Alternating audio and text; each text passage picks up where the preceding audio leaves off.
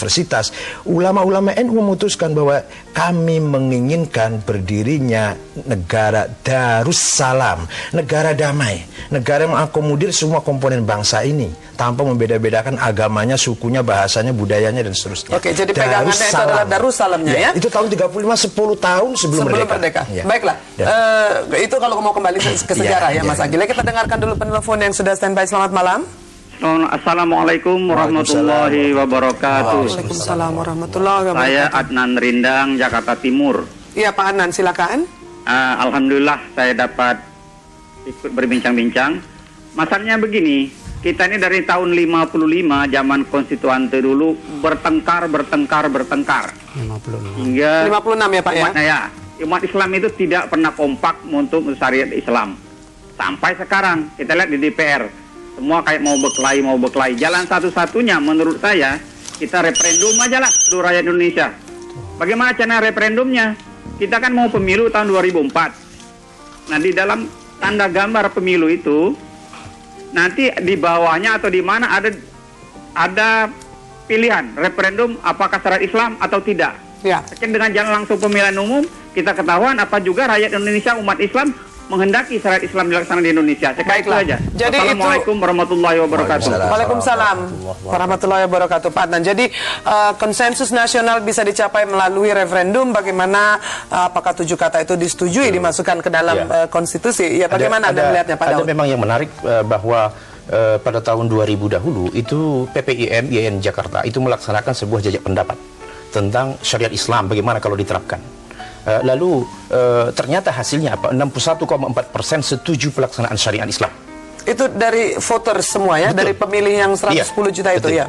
Tidak ya, tapi ini sampel kan, sudah jelas ada sampel. Survei ya. Kemudian 57,8% itu setuju pada pemerintahan yang Islami.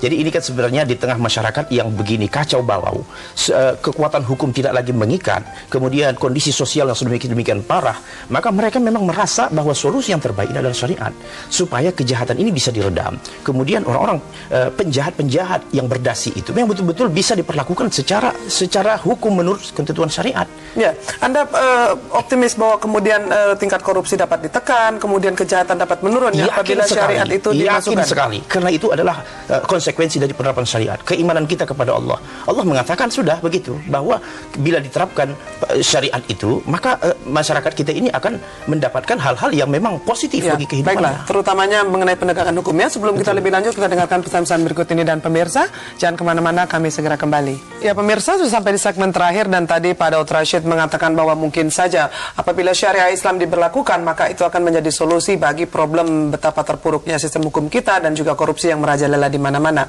Ya baiklah, saya ingin ke Anda dulu Pak Daud, bagaimana harapan Anda apabila diberlakukan syariat Islam ini? Ya, sudah barang tentu ya, kalau syariat Islam ini diberlakukan, ya kita akan secara bertahap, secara gradual akan menyiapkan perangkat undang-undang yang menyangkut pidananya kah, perdatanya kah, dagangnya kah, kemudian bagaimana memasukkan nilai-nilai syariah itu kepada prinsip dalam aspek ekonomi, politik, hukum, dan sosial yang secara artinya secara positif akan membuahkan hasil seperti untuk meredam kejahatan. Kemudian begitu juga untuk mewujudkan keadilan dalam bidang politik, keadilan bidang ekonomi. Sekarang ini kan ketidakadilan yang menjadi sumber salah satu isu yang sangat mengemuka. Walaupun mungkin yang pemegang kekuasaan itu sendiri mayoritas orang Islam juga ya Pak ya? Betul, tetapi dia tidak merasa diikat oleh sebuah sistem hukum syariat. Itu persoalannya di situ. Jadi dia merasa bebas untuk berbuat apa saja. Baiklah. Nah, kemudian begitu kemiskinan, untuk memberantas kemiskinan, ketidakadilan dalam sosial, ada orang kaya semakin kaya, orang miskin semakin miskin. Jadi problem-problem seperti inilah sebenarnya kalau kita melihat pada sisi syariah akan ada jawaban-jawabannya. Baiklah, jadi sungguh sangat optimis ya Pak Daud ya. Mas Muslim, ini gimana Anda melihatnya, bahwa formulasi apa sih kira-kira yang dapat kita usulkan supaya orang-orang yang memang masih sangat pro kontra ini bisa mendapatkan tempat dalam usulannya? Saya kira sekarang kan sudah sangat demokratis ya, bahwa orang-orang yang menyuarakan syariat Islam kayak Hizbut Tahrir dapat tempat untuk mengekspresikan di jalan dan sebagainya. Saya kira ini adalah salah satu kemajuan positif ya. Kemajuan yang positif ya. Tapi misalnya bahwa kalau toh orang ulama-ulama NU dan Muhammadiyah yang juga keberatan kalau kemudian 7 kata itu dikembalikan ke, jadi ini persoalan itu juga harus dihormati ya. Itu juga harus dihormati, bahwa masih mayoritas, taruhlah kalau itu disebut mayoritas ya, karena NU Muhammadiyah katanya organisasi Islam yang terbesar di Indonesia. Jadi mainstream kita masih menghendaki jangan negara gitu loh.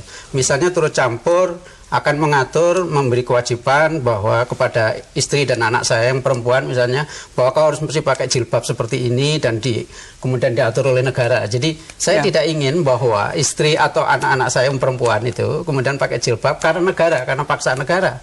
Tapi kalau keinginan sendiri, itu kesadaran dia sendiri, mass consciousness-nya. Baiklah. Menuntut seperti itu, nah itu soal lain gitu loh. Ya, jadi Anda concern gitu ya? sekali ya Kenapa mengenai dihalangi kalau dia mau berjilbab? public domain dan private domain. Saya, tapi itu woman choice gitu loh. Woman choice bukan enforcement dari state. Ya, bukan. baiklah. Itu adalah bagaimana public domain dan private domain tadi. Begini Mas Agil, usulan Anda akan membuat kelompok Islam ini agar tidak menjadi pecah oleh karena perbedaan pandangan mengenai syariat Islam ini dimasukkan ke dalam amandemen. Sebenarnya kita setuju, sepaham dengan Ustadz Daud, sepaham. Yang tidak sependapat adalah ketika dijadikan undang-undang dasar. Karena apa? Karena mayoritas umat Islam itu sendiri jauh dari kepemahaman yang benar tentang Islam itu sendiri. Katakanlah cara bahasa yang mudah saja, mayoritas baca Al-Fatihah saja belum benar. Gitu loh. Nah, jangan dikira kalau kami di NU itu tidak mengamalkan nilai-nilai Islam. Pesantren itu tiap hari 24 jam kiai mendidik santrinya untuk disiplin beribadah, disiplin membaca Al-Quran, memahami, mengkaji.